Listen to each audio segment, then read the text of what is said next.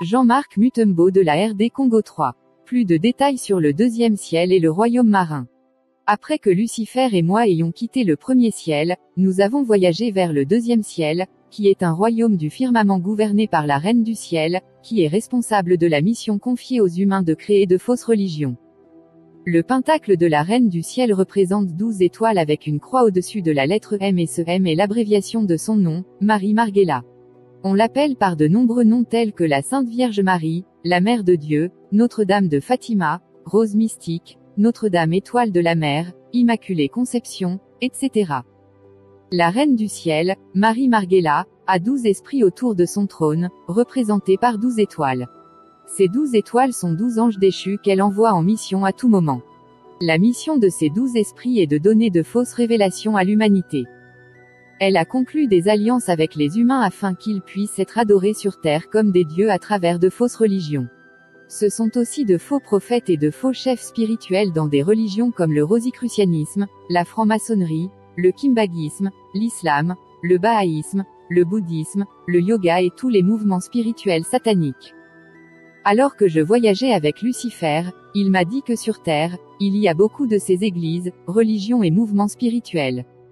Il m'a dit, tu dois choisir une église ou un mouvement religieux lié à mon royaume et mes églises et religions peuvent être identifiées par des signes et des symboles cachés que tu dois connaître. Jérémie 10/2 Ainsi parle l'Éternel, n'imitez pas la conduite des nations, et ne vous laissez pas effrayer par les signes dans le ciel, bien que les nations soient effrayées par eux.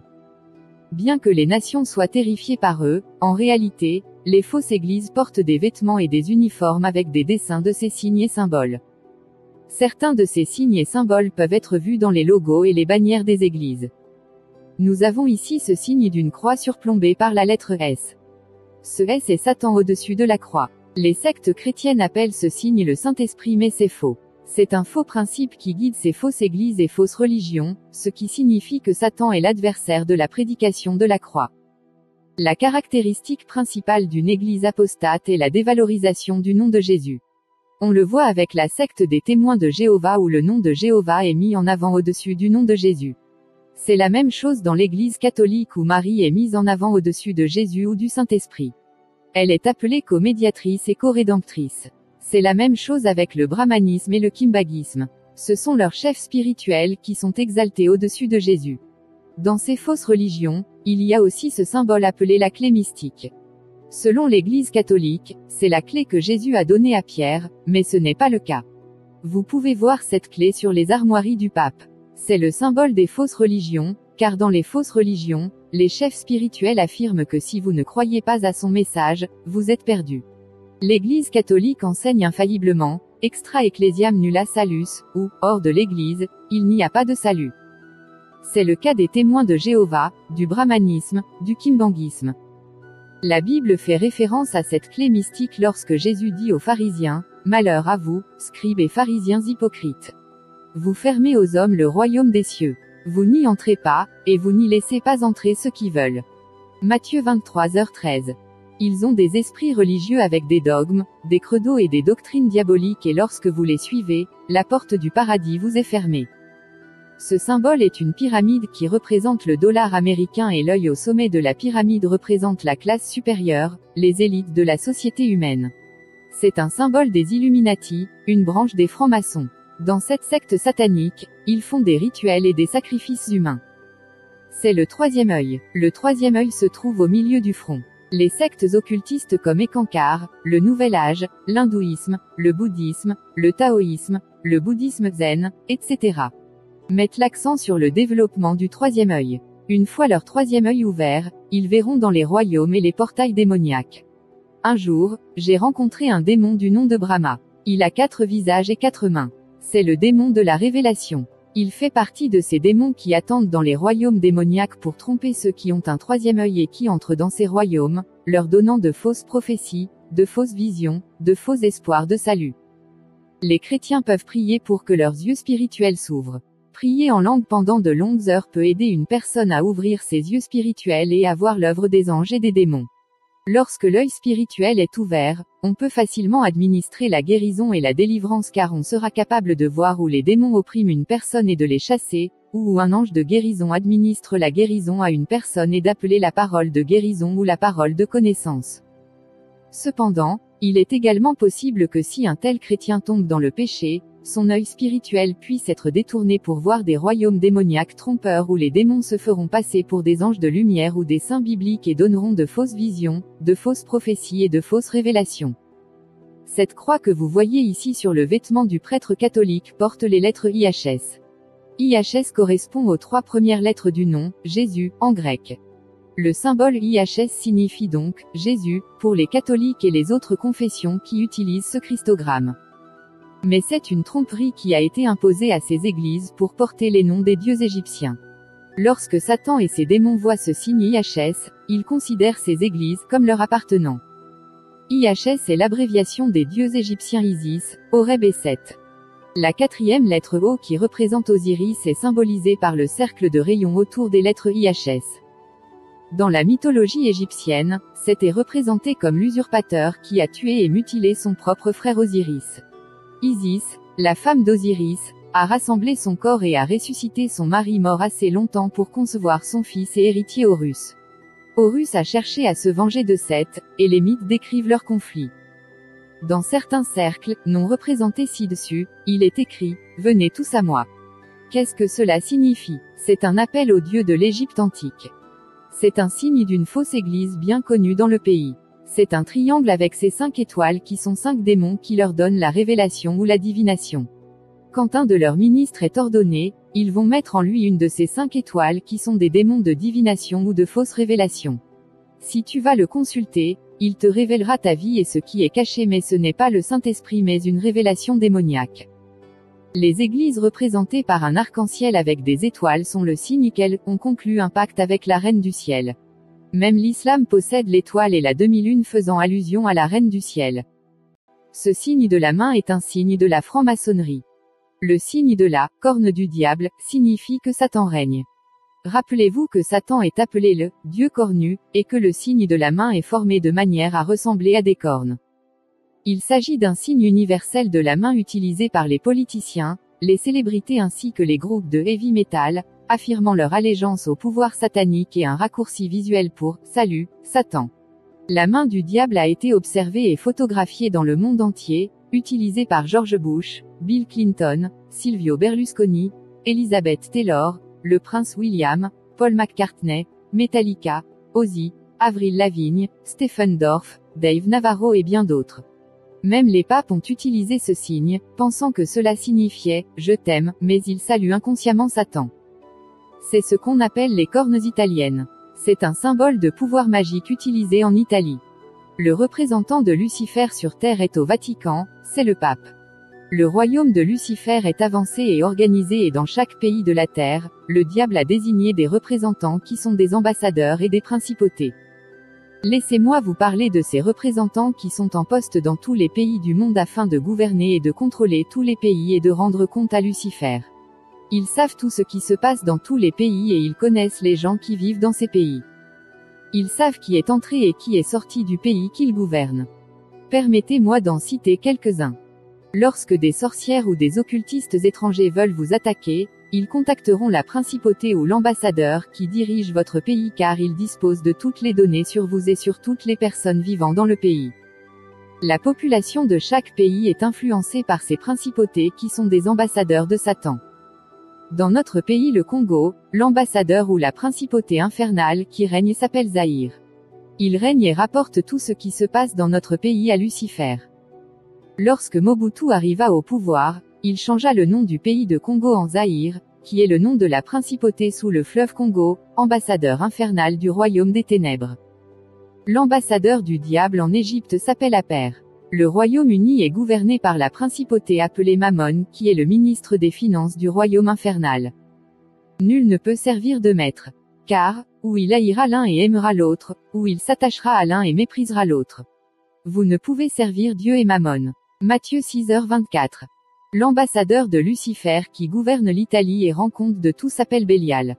La France est gouvernée par Belphégor. Il contrôle tous les groupes occultistes en France et rend compte au royaume de Lucifer. L'Inde est gouvernée par Azura. En Russie, c'est Rimon et l'Espagne est dirigée par Tammuz. La Belgique est dirigée et influencée par Abrimache. L'Allemagne est dirigée par Arneberg. Il est colérique et un démon extrêmement colérique.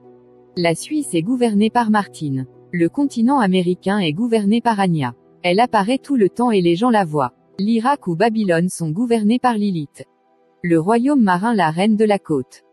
Généralement, les gens perçoivent les esprits marins comme étant à moitié poissons, à moitié humains, mais les esprits marins et les créatures sous-marines ont des hybrides et des formes différentes et il existe différentes créatures et monstres marins ayant des formes différentes.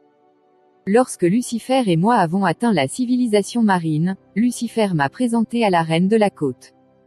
Avant de me laisser avec la reine, Lucifer m'a donné un cordon magique qui était un moyen de communication avec lui.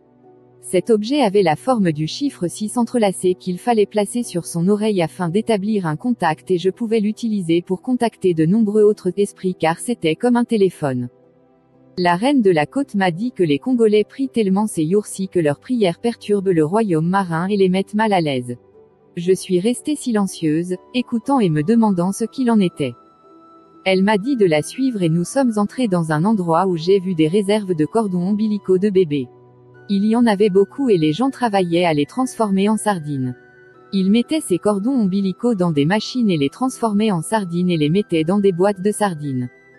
La reine de la côte m'a alors dit, « Je te confie la tâche de vendre ces sardines dans ton pays. Tu dois les donner à crédit aux fournisseurs pour qu'ils prennent le temps de te rembourser plus tard. » Elle a déclaré, « Vendez ces sardines à un prix moins cher aux fournisseurs afin que les boîtes de sardines puissent se placer au-dessus des autres marques de sardines. » J'ai répondu, « Vous avez transformé ces cordons ombilicaux de bébés en sardines et vous voulez les vendre aux habitants de la Terre. Quel effet cela aura-t-il sur ceux qui les mangent ?» Elle répondit, « Quand les humains achètent et mangent ces sardines, ils sont initiés à la sorcellerie subconsciente. Par conséquent, même s'ils vont à l'église, ils auront l'inclination et la tendance à faire le mal et ils seront charnels malgré leurs efforts. De plus, manger de la chair humaine est un péché. » Ensuite nous sommes allés dans un autre endroit où ils fabriquaient des sardines à partir d'organes génitaux masculins. Après transformation dans leur machine, ces organes génitaux étaient transformés en sardines. Dans le pays, les gens mangeaient ces sardines car elles étaient populaires et bon marché. L'une des marques de ces sardines s'appelait « Sardine Annie », et sur la boîte de conserve, il y avait un sceau de la reine de la côte et une image de sirène. La reine de la côte m'a dit, « Vous allez prêter ces sardines à des fournisseurs indiens et pakistanais à un prix bon marché et abordable et ils les fourniront aux vendeurs de tout le pays à des prix abordables afin que les gens les mangent et qu'ils soient ensuite initiés et ensorcelés. » Laissez-moi vous dire que ces sardines étaient très populaires dans le pays et que les gens les aimaient tellement que nous les vendions à bas prix. La reine de la côte m'a dit, « Tu entres dans un monde dynamique. Tu devras accomplir de nombreuses missions et pour les accomplir, tu devras être capable de te déguiser. » Elle a poursuivi, « Outre votre forme humaine, vous devez être doté du pouvoir de prendre de nombreuses autres formes à volonté, en fonction de la mission qui vous est confiée, car vous effectuerez de nombreuses opérations. Si tu n'as qu'une seule forme ou une forme humaine, tu seras facilement détecté. Quand tu reviendras sur Terre, tu tueras un caméléon et tu sécheras sa peau. Ensuite tu rassembleras le tout avec du parfum à ou charabia ou soudan. Ces deux parfums contiennent des vertus mystiques. Vous devez déterminer l'animal en qui vous allez vous métamorphoser, s'il s'agit d'un insecte ou d'un crocodile. Quel que soit l'animal que vous désirez, vous apporterez la peau de cet animal. Je vais alors te donner une prière magique qui te permettra de te transformer en la forme que tu auras choisie ou que tu voudras. Tu pourras te transformer en femme ou en occidentale et prendre la forme que tu voudras. On m'a dit que le royaume marin est un monde de codes. C'est un monde de formules et de magie. Lorsque vous allumez des bougies en forme de triangle, brûlez de l'encens et récitez quelques mots, vous verrez qu'il y a un résultat ou une réaction. C'est ainsi que fonctionne ce monde. La reine de la côte m'a alors dit, « Le monde dans lequel tu vis c'est un monde de temps et d'espace. Il est lié à l'espace et au temps, mais tu devras te déplacer dans l'hyperespace à grande vitesse pour tes opérations, car leurs voitures, leurs trains et leurs avions sont très lents. Il faut donc un moyen de transport à grande vitesse. » Puis elle m'a donné un tapis volant. Il était rouge. La reine m'a dit, « Vous remarquez que le tapis est rouge car pour qu'il vole, vous devrez faire des sacrifices humains. Il faudra 12 sacrifices humains pour activer ce tapis volant. » Quand j'ai entendu ça, je suis resté silencieux. Elle m'a dit, je vais te donner une baguette magique. Elle a la forme de la lettre P qui signifie pouvoir. Avant de voyager, tu frapperas le tapis volant avec la baguette magique. Vous direz ou préciserez la destination ou le nom du pays où vous souhaitez voyager. De ce fait, vous vous déplacerez à une vitesse de pensée extraordinaire vers votre destination. Vous pouvez voyager du Congo à l'Amérique en 2 ou 3 minutes car un avion est très lent. La reine de la côte a dit, beaucoup des choses que vous utilisez à la surface de la terre viennent d'ici. Nous les concevons dans notre royaume. Elle m'a emmené dans une immense salle. J'ai été époustouflée en voyant toutes sortes de gens. La reine a déclaré, ce sont les plus grands et les plus grands mannequins, stylistes et créateurs de mode du monde. Ce sont eux qui ont créé la plupart des vêtements que les gens portent sur la surface de la terre. Si vous voulez créer des vêtements de mode qui deviendront populaires sur la surface de la terre, vous devrez venir ici comme tout le monde. Elle a déclaré, les gens que vous voyez ici sont ceux qui conçoivent les vêtements que vous portez sur place, car la mode et le design sont originaires d'ici. Je me souviens que dans le livre de Sophonie il est écrit que Dieu est contre les tendances étrangères. Sophonie 1/8 Et il arrivera, au jour du sacrifice de l'Éternel, que je châtierai les chefs et les fils du roi, et tous ceux qui portent des vêtements étrangers. Ici, la Bible ne fait pas référence à des pays étrangers, mais à l'origine non terrestre, au monde non physique, au monde invisible. Le monde physique a ses propres manières et ses propres cultures et le monde des ténèbres a aussi ses propres manières, ses propres vêtements, ses propres cultures, ses propres tendances et la Bible est contre cela. La reine de la côte m'a emmené dans la zone industrielle et manufacturière de la civilisation sous-marine. J'ai vu des machines concevant des lotions et des produits de maquillage de toutes sortes. On m'a dit que leurs scientifiques, chimistes, alchimistes, métaphysiciens ont la capacité de prendre un Africain et de le transformer en occidental ou en chinois et de le renvoyer dans le monde, sur la terre ferme, et personne ne le saura. Ils peuvent prendre un occidental, le transformer en indien et lui donner une nouvelle identité. Ensuite, j'ai vu l'industrie pharmaceutique. Ils concevaient des médicaments et des produits pharmaceutiques. Dans ce monde, ils peuvent transformer un homme en femme biologiquement. J'ai vu de nombreux scientifiques, chimistes et médecins. Lorsque nous avons déménagé à nouveau, j'ai vu des industries de développement d'armes. J'ai vu des scientifiques et des démons travailler sur de nombreux modèles de systèmes d'armes avancés. J'ai vu de nombreux types de bombes en cours de développement. J'ai vu de nombreux dessins et modèles de bombes de destruction massive qui n'avaient pas encore été construites.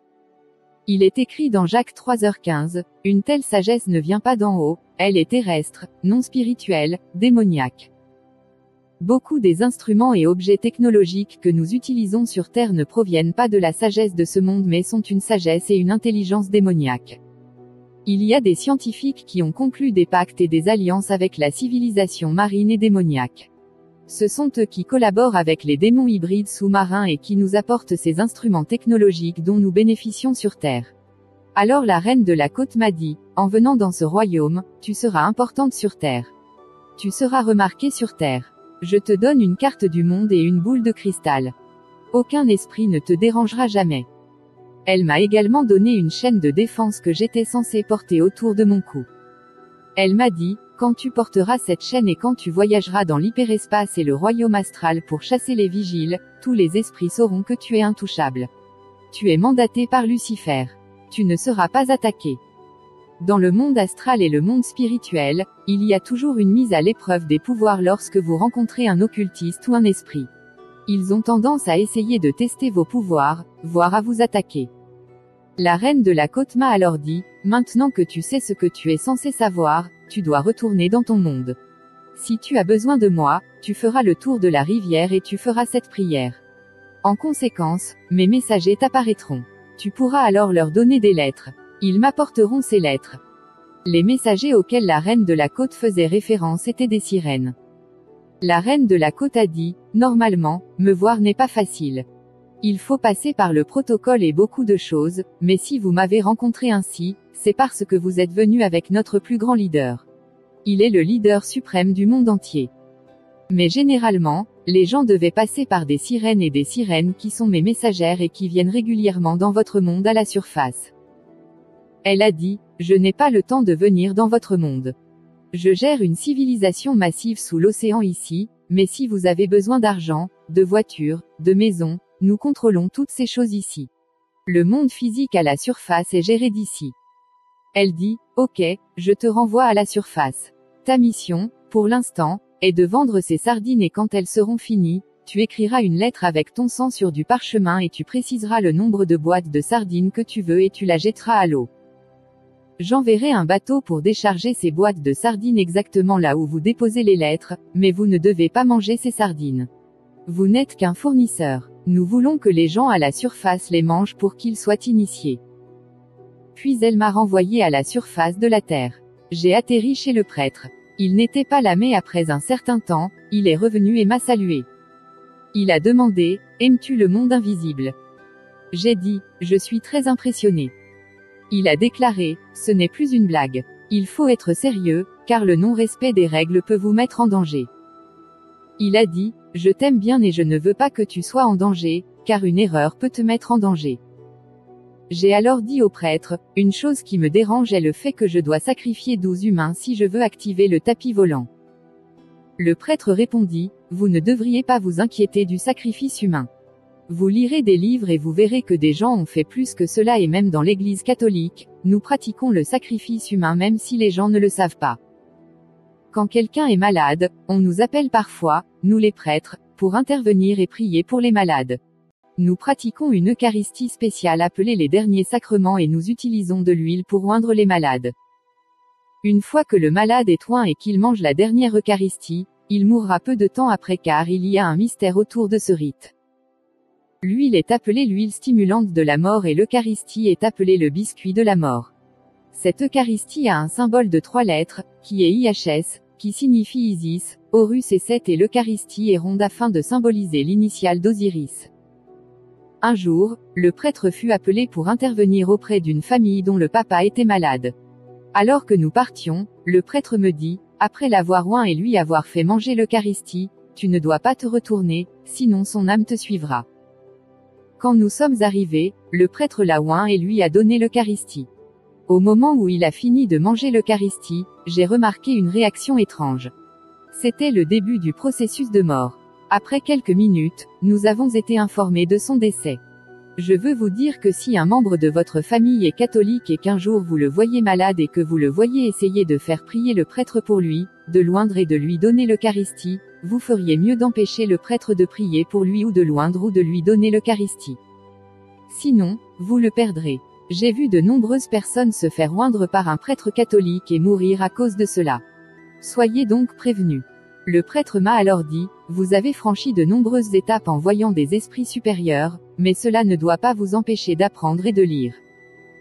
Ensuite, le prêtre m'a montré un livre sur la magie noire africaine, la magie rouge indienne et asiatique et la magie blanche européenne. Suivant, Jean-Marc Mutombo 4 Ma conversion au Christ. Comment j'ai appris la puissance du nom de Jésus.